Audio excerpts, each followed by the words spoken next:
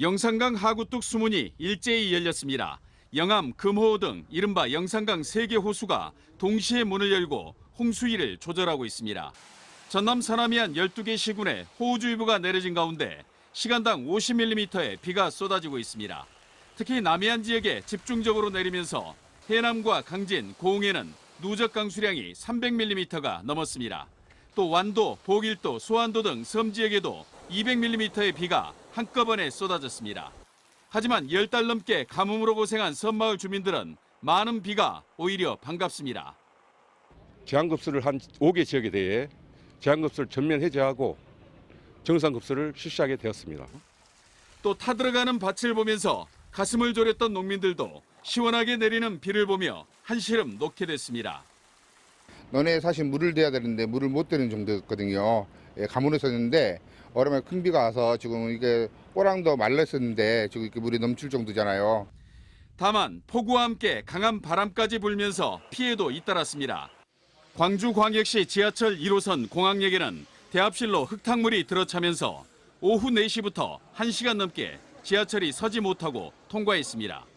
해남에서는 가로수가 넘어졌고 국도 23호선 강진 구간에서는 토사가 유출돼 긴급 복구가 이루어졌습니다.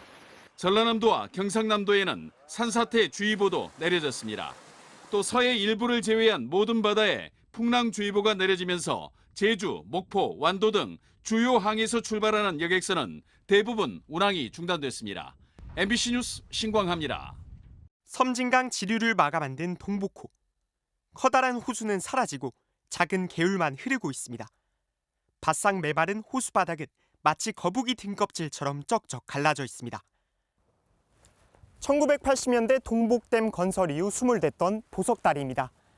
마을과 마을이 이어주던 이 다리도 가뭄으로 모습을 완전히 드러냈습니다. 동복댐의 저수율은 작년 이맘때의 절반에 불과한 18.76%. 작년 12월 30% 선이 깨지더니 이달에는 14년 만에 20% 밑으로 떨어졌습니다. 동복호는 인구 140만 광주시의 가장 큰 식수원입니다. 시내 한 목욕탕. 물이 귀해져 냉탕에는 더 이상 물을 담지 않고 온탕도 절반만 물을 채우고 있습니다. 지금 탕 절반 정도 수의 물을 받고 있고요. 이런 일을 겪어보셨는지? 없었습니다. 제가 지금 20년 하고 있는데 큰 비가 오지 않는 한 5월 말쯤엔 30년 만에 제한급수가 불가피합니다. 반대로 3년 전 섬진강 유역은 홍수로 큰 피해를 입었습니다. 당시 이틀 동안 내린 비는 355mm. 작년 8월부터 올해 초까지 반년 동안 내린 비의 양과 맞먹습니다. 비가 올 때는 아주 집중호우를 한번 쏘아줬어. 피해를 많이 봤지. 그대로 비가 적당히 와야 되는데 안 와. 기후변화로 인해 강우 형태가 극단적으로 바뀌면서 댐의 강물을 저장하고 방류하는 지금의 방식으로는 가뭄과 홍수 모두 대비하기가 어려워진 겁니다. 따라서 물관리 역시 기후변화에 맞춰 달라져야 합니다. 우선 지역별로 흩어져 있는 각각의 수자원을 망처럼 연결하는 관로 설치를 검토해 볼 수 있습니다. 기후변화로 인해서 지역 간의 물 균형이 매우 편차가 심해졌습니다. 물 균형을 해소하기 위해서는 유역 간의 물 이동이 가능할 수 있는 연결수로가 저는 필요하다고. 물을 많이 쓰는 도시에선 빗물을 활용할 수 있습니다. 서울대 공과대학의 한 건물. 지붕에 떨어진 빗물을 지하실 아래 250톤짜리 물탱크에 모아뒀다 쓰고 있습니다. 지붕에서 떨어진 빗물은 비교적 깨끗하기 때문에 아무런 처리를 안 하고도 화장실 용수로 쓸 수가 있고, 도시의 건물 곳곳에 빗물 탱크를 설치하면 물도 절약하고 집중호우 땐 홍수 피해도 줄일 수 있습니다. 광역 상수도에서 벗어나 있는 섬이나 해안 지역은 다른 해법이 필요합니다. 심한 가뭄을 겪고 있는 완도군 보길도에는 작년 말 지하수댐이 설치됐습니다. 땅속에 높이 최대 6m의 옹벽을 설치해 지하수를 가두고 이를 저수지로 보내 생활용수로 활용하고 있습니다.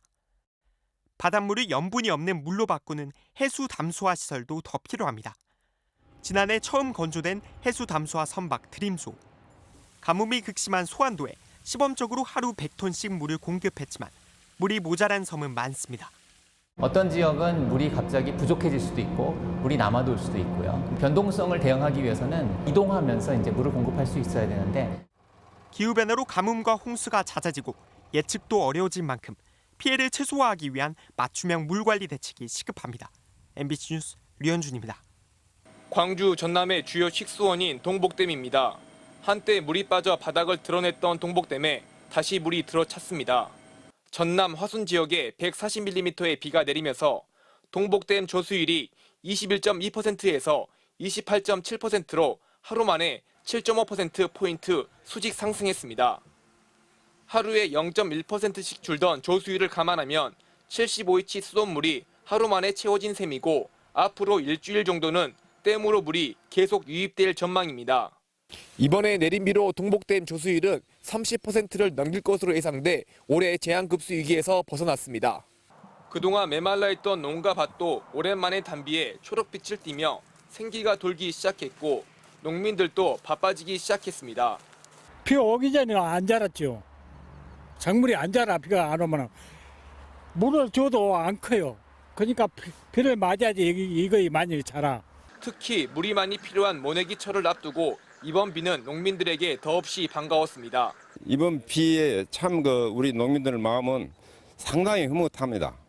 올 여름철 가뭄을 걱정 안 해도 이제는 뭐 심는 데는 전혀 지장이 없어서 새카맣게 타들었던 광주 전남 주민들의 근심도 이번 비가 말끔하게 씻어줬습니다. MBC 뉴스 김영창입니다.